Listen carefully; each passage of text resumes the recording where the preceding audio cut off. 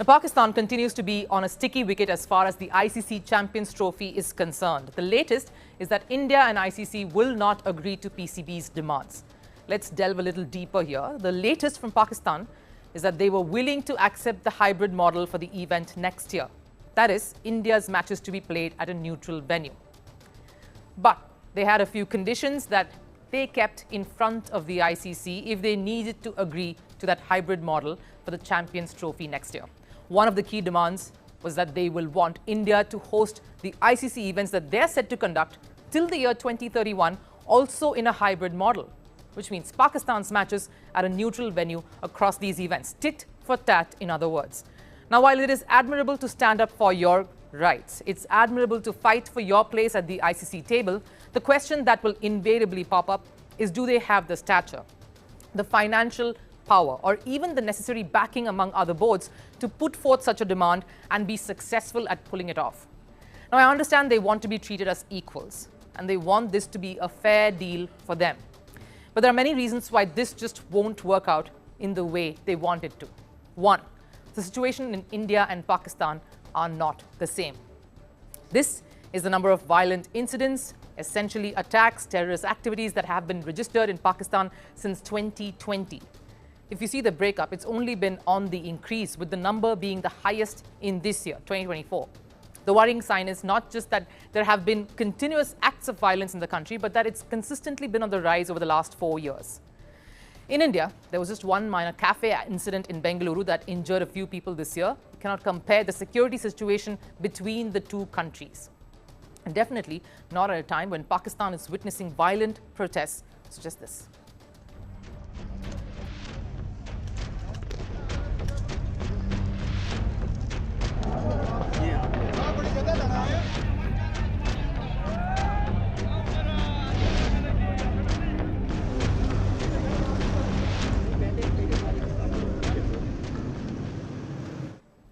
There has been much unrest just in the days preceding now when I'm speaking to you. So how can a country leverage this scenario to gain an equal footing with regards to hosting an ICC event?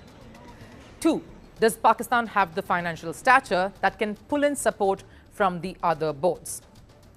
This is where PCB, of course, stands in its share when you're talking about the ICC revenue sharing pattern. Of course, this is right till the year of 2027. You've heard about this. We've spoken about it right here. Of course, leading the pack is India.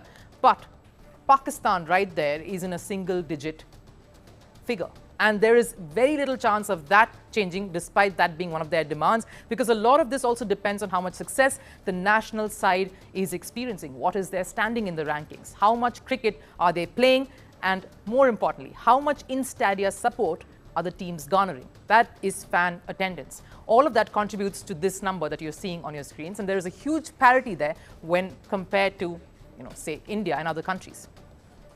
Of course, when PCB came out with their demands, they received massive cheers from the public, the Pakistan fans who had denounced the PCB, saying they were spineless.